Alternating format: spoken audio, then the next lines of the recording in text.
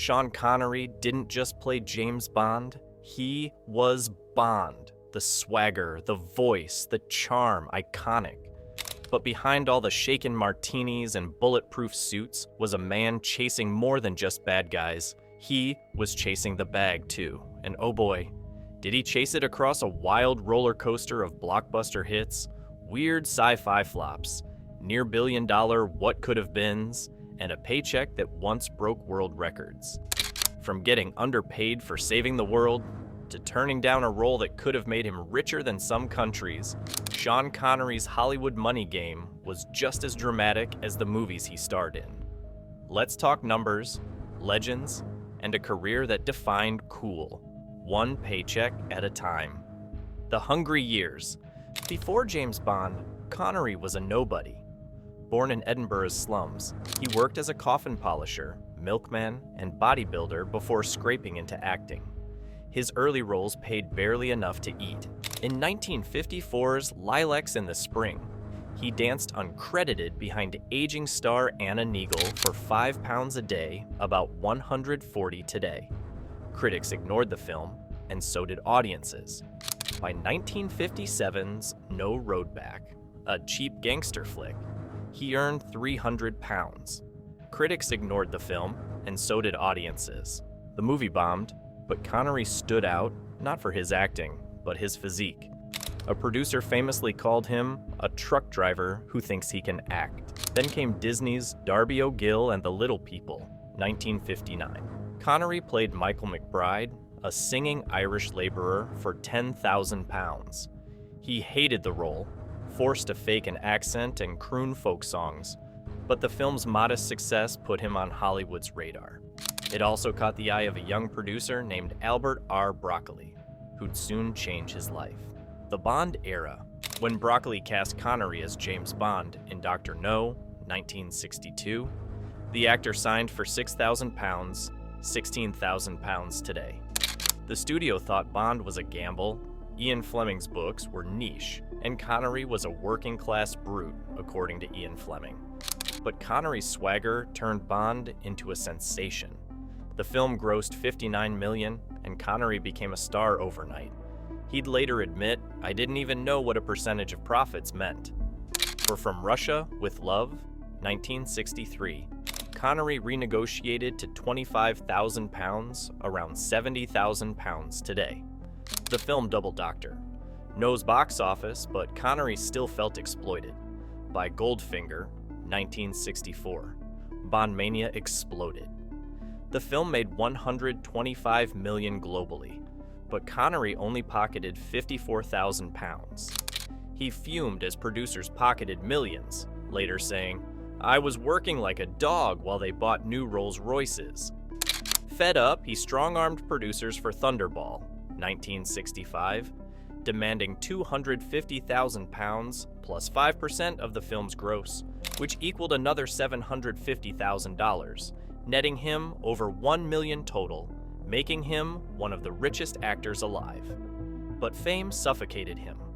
Paparazzi stalked his family, and he grew to loathe Bond. After You's Only Live Twice, 1967, for which he demanded an unprecedented $1 million upfront, he quit, declaring, "I'd rather break stones than play Bond again." In 1971, Broccoli lured him back for Diamonds Are Forever with a record $1.25 million salary, $9 million today, and 12.5% of profits. The film grossed $116 million, but Connery, still bitter, donated his entire cut to charity, founding the Scottish International Education Trust. Bond made him rich, but it cost him his peace. The Wilderness Years.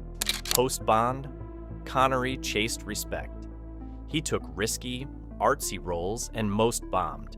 In 1973's The Offense, he played a detective unraveling from guilt. Critics praised his raw performance, but the dark thriller tanked. He earned $500,000, but the failure stung. Next came The Man Who Would Be King, 1975, a passion project with director John Huston. Connery slashed his fee to $200,000 to play Daniel Dravit, a soldier seeking kingship in Afghanistan. The film flopped in the US, but became a cult classic. Connery shrugged. I'd rather fail at something great than succeed at mediocrity. He rebounded slightly with The Wind and the Lion, 1975, earning $1 million as a Berber warlord. The film's $32 million gross proved he could still draw crowds. But 1976's Robin and Marian, a romantic spin on Robin Hood with Audrey Hepburn, earned him another $1 million, but fizzled at the box office. The Comeback King. By the 80s, Connery was nearly bankrupt. His solution? Reinvent himself as a character actor.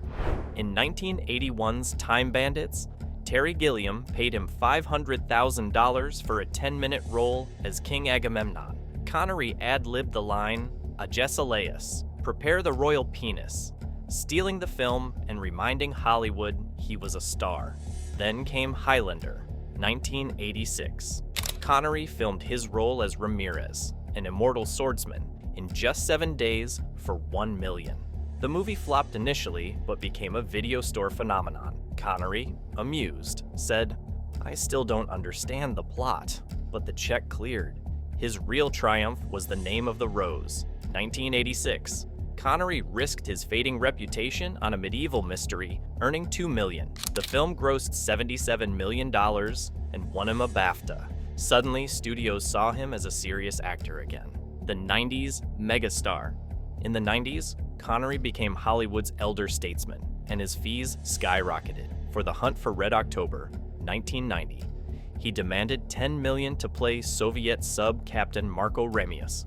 Studios balked, but Connery refused to budge. The film grossed $200 million, proving his worth. He even turned cameos into gold. In 1991's Robin Hood, Prince of Thieves, he filmed King Richard's final scene in 1 day for $250,000. The movie grossed $390 million, and audiences cheered his 5-minute appearance.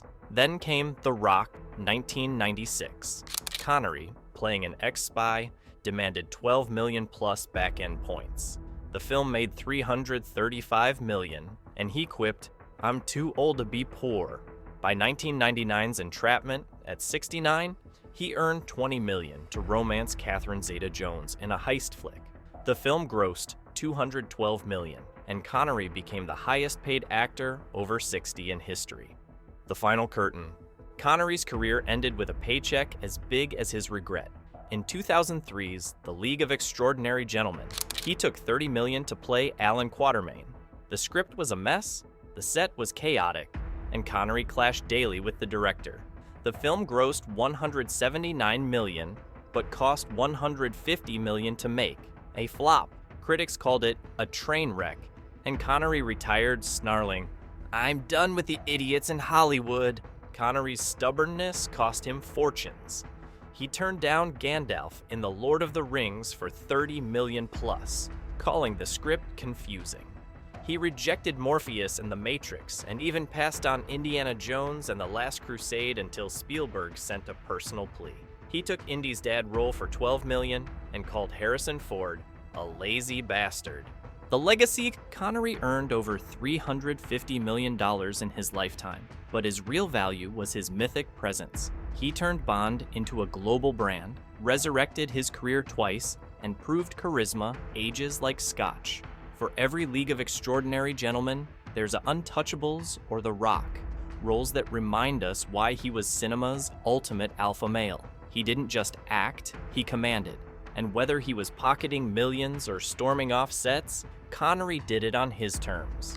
As he once growled, I've always fought for what I'm worth. If they don't like it, they can kiss my Scottish arse. So what do you think about this? Let us know in the comments section below, and make sure to like the video and subscribe to the channel. Thanks for watching.